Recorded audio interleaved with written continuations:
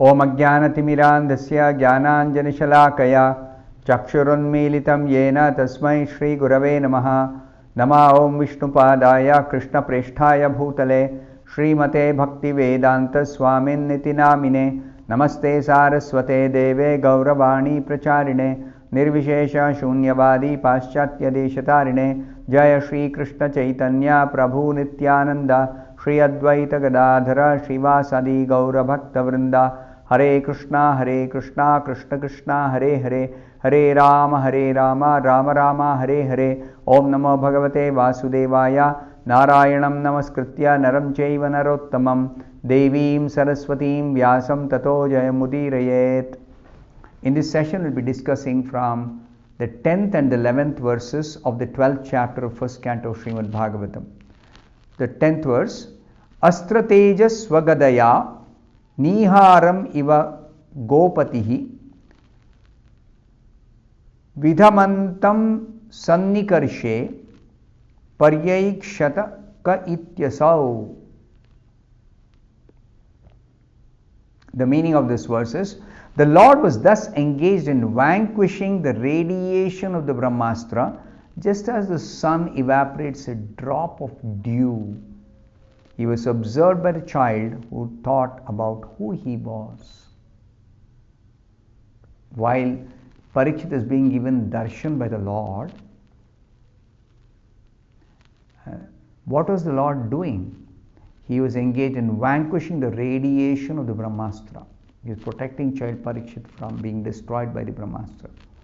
The Brahmastra, its power is so much, so immense.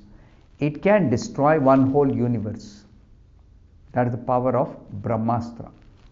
That Brahmastra, the Lord vanquished as easily as the sun evaporates a drop of dew. One drop of water that is condensed on a blade of grass. When the sun rises in the morning and dispels the darkness and even the cold, let's say in winter, when water vapor condenses and a droplet is sitting on a blade of grass, when the sun rises, it can evaporate the drop of dew, not only one drop, but millions and billions and trillions of drops of water everywhere. The sun will immediately evaporate. So, like that, for the all-powerful Lord, unlimited Lord, it is very, very insignificant to vanquish the radiation of the Brahmastra. Because even though the Brahmastra is very, very, very, very powerful, it has got so much of power, destructive power, but it is limited. And Krishna's strength or Krishna's potencies are unlimited. This difference always exists between Krishna and everyone else. So Srila Prabhupada says, the Devatas, however powerful they may be, they are powerful by limitation. And Krishna is always, eternally, unlimitedly powerful. So therefore, never compare Krishna with any Devata. Never compare Krishna with Shiva or Brahma or Durga. Any Devata or Devi. You don't compare Krishna. Krishna is always unlimitedly powerful. And in fact, the demigods, the Devatas, the Devi, Devatas, Devas, they're all deriving power. Whatever power they may have, they're deriving from Krishna's unlimited source. Krishna is the ultimate source of everyone's power. So, Krishna entered the womb of Mother Uttara, Parikshit's mother, and saved that child Parikshit by simply vanquishing that radiation of Brahmastra. Just like the sun evaporates a small droplet of water as soon as it rises. The 11th verse, Vidhuya tad ameyatma Bhagavan dharmagup vibhuhu mishato dashamasasya tatraiva antardadhe harihi. The meaning of this 11th verse: while thus being observed by the child, the Supreme Lord, Personality of Godhead, the super soul of everyone and the protector of the righteous, who stretches in all directions and who is unlimited by time and space, disappeared at once. Krishna's work is over. He vanquished the Brahmastra, saved Parikshit. He gave him brief darshan and immediately he disappeared. So Srila Prabhupada explains the description of the Lord. Ameyatma means he is the all-pervading super soul. Bhagavan, he is the supreme personality of Godhead. Dharmagup, the protector of the righteous. Vibhu, the supreme Lord, with full of all kinds of opulences, including power. That supreme Lord. While he was being observed by the child, he suddenly disappeared. So, Srila Prabhupada says in the purport, child Parikshit was not observing a living being who is limited by time and space. There is a gulf of difference between the Lord and the individual living being. This should particularly be noted by the Mayavadi philosophers. They always think that every living being is ultimately God, Brahman, or Supreme, or Absolute Truth, or Atma, whatever term they may use. They think there is no difference between God and each one of us. But that is wrong. The Lord is mentioned herein as a supreme living being, unlimited by time and space. Whereas every living being is limited by time and space. This one difference, if you remember, immediately we can understand the difference between the Supreme Lord Krishna and every other living being in whatever position, whatever situation, whatever power, whatever position. No living being can compare with the Lord. Even though a living being is qualitatively one with the Lord. Qualitatively one means in quality we are spirit, in quality the Lord is also completely spiritual. Quantitatively, there is a great difference between the Supreme Soul and the common individual soul. It's a very, very, very, very big difference. You cannot conceive what's the difference. Unlimited versus limited. The difference. In the Bhagavad Gita, both the living beings and the Supreme Being are said to be all-pervading. Yena sarvam idam tatam. That is the description of the Lord.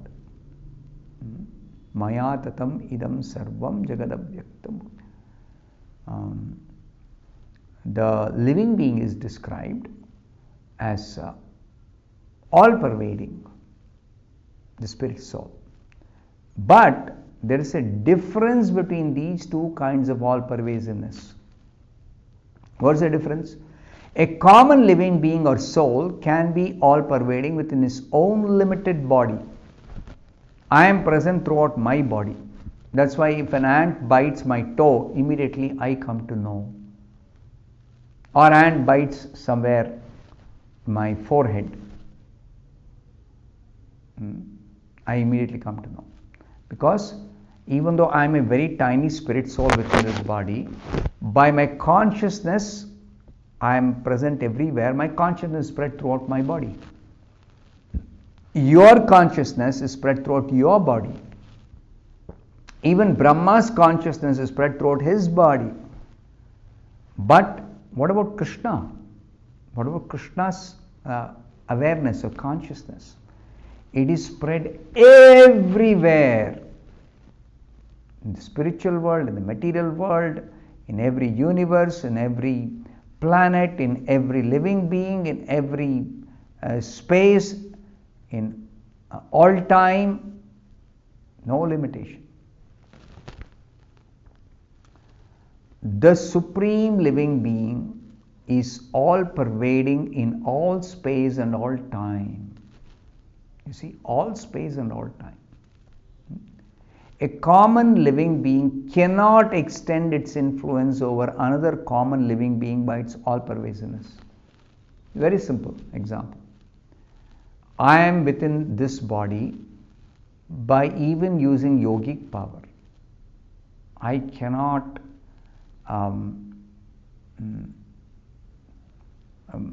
extend my influence over another person's body. Not possible. But the Supreme Super Soul, the personality of God, is unlimitedly able to exert its influence over all places and all times and over all living beings.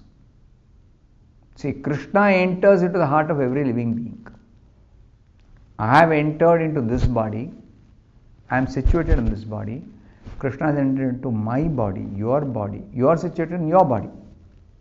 You are not in my body. I am not in your body. Krishna is in your body, my body, everyone's body. Everyone's body. Everybody. That's the difference between Krishna and each one of us.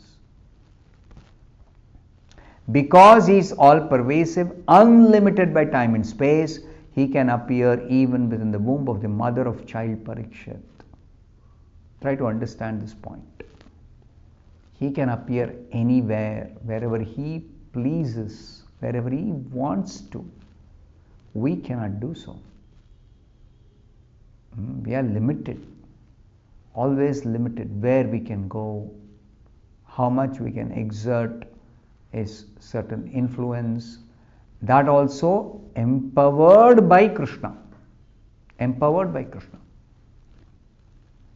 Now, the Lord is described as all-pervading through all time and space. He is also described here as the protector of the righteous, Dharmakup. Anyone who is a surrendered soul unto the Supreme is righteous, and he is specifically protected by the Lord in all circumstances. So, if we are surrendered to Krishna, we are protected by Krishna always, in all situations, all circumstances.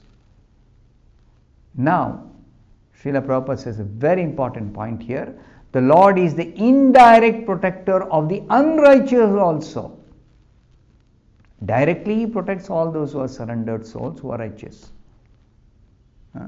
But he is also the indirect protector of the unrighteous, those who are not righteous. How? For he rectifies their sins through his external energy. The external energy is controlling all the unrighteous souls to rectify their mentality of being rebellious to the Supreme Lord, of their mentality of not surrendering to Krishna. So that when they surrender, they become completely protected by the Lord. They become delivered from this material existence. They are free from all material miseries, material bondage. The Lord is mentioned herein as one who is dressed in 10 directions. Dashamasasya, Mishato Dashamasasya, who is dressed in all 10 directions. That means he is present everywhere and can appear and disappear at his will. What are these 10 directions? The 8 directions you know: east, west, north, south, northeast, northwest, southeast, southwest, and up and down. So these are called the 10 directions. Now he is present in everywhere, in all directions, in all 10 directions. This means dressed with garments on 10 sides up and down. He is present everywhere and can appear and disappear at his will from everywhere and anywhere. Now, His disappearance from the sight of child Parikshit does not mean that he appeared on the spot from any other place. He was present there, and even after disappearance he was present there, although invisible to the eyes of the child. So when Krishna appears, he becomes visible to us right in that place where he appears. And when he disappears, he becomes invisible. He is there, present, because he is everywhere, but he becomes invisible. That's all. This material covering of the effulgent firmament in the sky, is also something like a womb of the Mother Nature, and we are put into the womb by the Lord, the Father of all living beings. So he is present everywhere, even in the material womb of Mother Durga, and those who are deserving can see the Lord. He is present wherever we have our awareness in the material world also. He is present, but we can see him only when he gives darshan, when he becomes visible, not otherwise. So I'll stop here. Thank you very much. Hare Krishna.